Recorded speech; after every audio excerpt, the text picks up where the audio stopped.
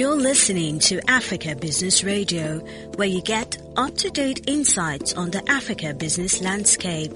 Log on to www.africabusinessradio.com. Your favorite shows are available on podcasts. Download them on our website and mobile app.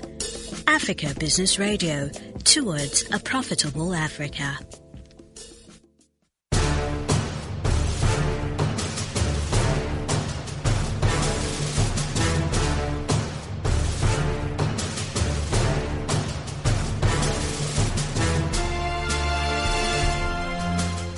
You're listening to the news on Africa Business Radio. Here are the headlines. E-Naira to deepen financial inclusion. Buhari emerges president of Africa's Great Green Wall. Nairobi Securities Exchange launches day trading to boost liquidity. Alibaba to revamp e-commerce business. Details of these stories and more after the break. I am Chukunonso Modi.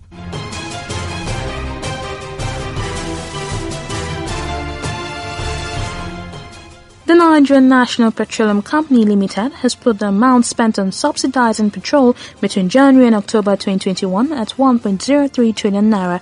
The NNPC says it will deduct its October 2021 value shortfall of 199 billion naira from its November 2021 proceeds meant for sharing at the December 2021 Federation Accounts Allocation Committee meeting. The oil firm referred to its subsidy spending as under recovery, as it had repeatedly stated that it had no authorisation by the National Assembly to pay subsidy. The president of Chartered Institute of Bankers of Nigeria, Dr. Bayo Olubemi, says the e-Naira is part of measures to deepen financial inclusion and integrate millions of unbanked Nigerians into the banking system. Olubemi noted that while the modality for the operation of the central bank digital currency was being fine-tuned, the launch of the electronic currency was a step in the right direction. He says equally worthy of note is the improvement, though slight, being witnessed in the exchange rate of the Naira. Olubemi noted that his tenure built on the solid foundation laid by predecessors, rooted in the tradition of constantly leaning forward into the future.EY in a new report says foreign direct investment inflow in Africa dropped by 50% in 2020 as the continent recorded its worst economic recessions in 50 years. The EY's 11th Africa Attractiveness Report says the broad services sector, including business services, telecoms, media and technology, financial services and consumer, attracted 72% of Africa's FDI. It says the extractive sector, mining, oil and gas accounted for only 4% of FDI inflows in 2020. He noted that Africa, along with the rest of the world, was significantly impacted by the COVID-19 pandemic, causing lots of business disruption across industries and sectors. The President, Muhammadu Buhari, has emerged as President of the Great Green Wall Initiative in Africa. Minister of State for Environment, Chief Sharon Ikazo, stated that Nigeria has taken over the presidency of the Great Green Wall in Africa for the next 2 years. She says for the next 2 years, Nigeria and President Buhari will be the president of the Great Green Wall Initiative in Africa. Ikazo expressed optimism that with the commitment of the president on addressing issues of climate change and desertification, a lot will be achieved during his tenure. The Lagos Chamber of Commerce and Industry warned that the federal government's deficit financing in 2022 might exceed the projected 6.25 trillion naira due to low public revenue mobilization in the economy. The president of the LCCI, Mrs. Toki Mabogunje, says that Nigeria may not meet the ambitious revenue target of 10.13 trillion naira it set for itself in 2022. She also cautioned the federal government on the country's growing debt profile, which rose to 35.5 trillion naira in June 2021. She stated that Nigeria needs more revenue rather than borrowing to finance its budget, which it could realize by packaging its national assets to attract equity investments that can raise revenues for the government instead of borrowing. The Chamber, however, said that they advised that such borrowings are sourced from the cheapest lenders and tied to fund critical infrastructure that in turn drives the economy to generate more revenue. The Nigerian financial services sector is agog as all is now set for the formal launch of NG Clearing Limited, the first central counterparty in West Africa. The chairman of the company's board of directors, Mr. Oscar Onyema, in a statement says CCP represents the maturity and transition of the Nigerian capital market to a new era of clear possibilities. The company's chief executive officer, Mr. Tapas Das, noted that across the world, CCPs have emerged to strengthen financial markets, propelling them to growth and reinforcing existing layers of market safety. He added that they have left no stone unturned in ensuring that Nigeria's first CCP is positioned to become the most trusted CCP in Africa. Kenya's Nairobi Securities Exchange has launched day trading, allowing investors to buy and sell securities multiple times in a single day to increase liquidity at the bourse. The exchange is popular with foreign investors seeking exposure to East Africa's fast-growing economies. Kiprono Kitoni, the chairman of the board of the NSE, says investors will exploit this solution in an effort to hedge risk and increase portfolio returns. Geoffrey Odundo, the chief executive of the board, says NSE has already seen a boost in its daily trading volumes after it introduced day trading on a trial run.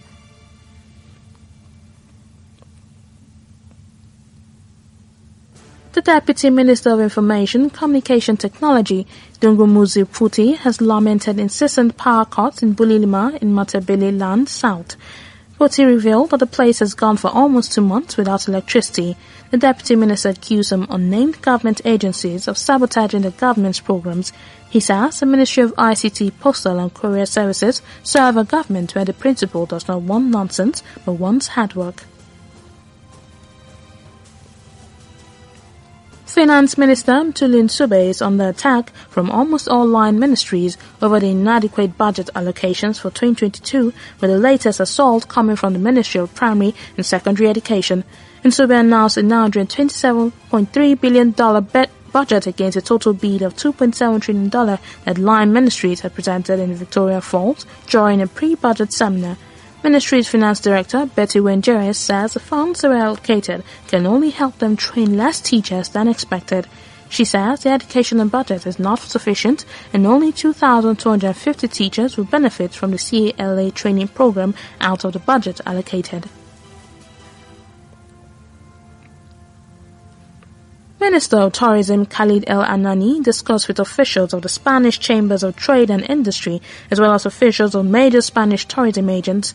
The minister underlined the state's efforts to resume the tourism movement to Egypt in a safe way in order to guarantee safety and security of the citizens and tourism staff. Anani says the 5 international companies are currently assigned to review condition of health safety in the hotel facilities in Egypt after coordination with the tourism ministries. We are the wind in the sails of your business. We are your compass.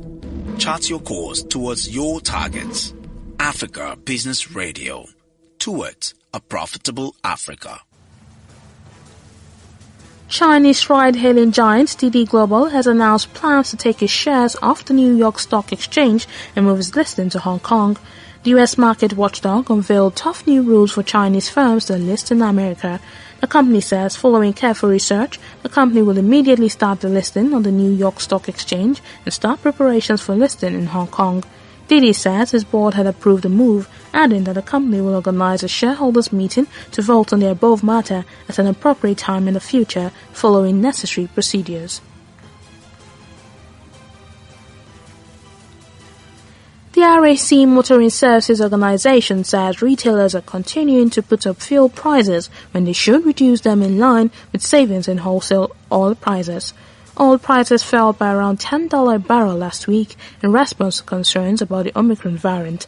Retailers added on average another 3.1p to a litre of unleaded petrol and 2.7p to diesel in November. The RAC says this hike in petrol prices was completely unjustified, with large retailers making a shocking profit. The RAC accused supermarket chains who are major fuel retailers such as Asda, Sainsbury's, Tesco and Morrison's, saying they should have reduced prices but had instead increased them unnecessarily.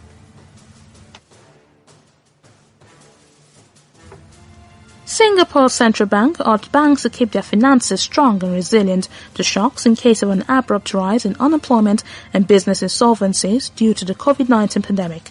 The Monetary Authority of Singapore says there remains a risk of a further deterioration in the ability of individuals and companies to repay debt if the pandemic continues to cause prolonged disruptions to economic activities. MAS says unemployment and business insolvencies could in turn rise abruptly. It added the banks should therefore continue to remain prudent in managing their balance sheets to ensure that their capital positions remain robust and resilient to shocks as they continue to support the economy through the later stages of the recovery from the pandemic. Alibaba Group Holding Limited says it was reorganizing its international and domestic e-commerce businesses and will appoint a new chief financial officer. A change is come as Alibaba faces headwinds on multiple fronts, including increased competition, a slowing economy, and a regulatory crackdown. Alibaba says it will form 2 new units to house its main e-commerce business, International Digital Commerce and China Digital Commerce, in a bid to become more agile and accelerate growth. The company's Deputy Chief Financial Officer, Toby Zhou, will succeed Maggie Wu as its Chief Financial Officer from April. His appointment was described as part of the company's leadership succession plan. Before we go, let's take another look at some of the major stories. E-Naira to deepen financial inclusion. Buhari emerged President of Africa's Great Green Wall. Nairobi Securities Exchange launches day trading to boost liquidity. Alibaba to revamp e-commerce business. That was the news at this time on Africa Business Radio. You can continue to listen live online at www.africabusinessradio.com or via a mobile app. I am Chukunonso Modi and thank you for listening. You're listening to Africa Business Radio, where you get up-to-date insights on the Africa business landscape. Log on to www.africabusinessradio.com. Your favorite shows are available on podcasts. Download them on our website and mobile app. Africa Business Radio, towards a profitable Africa.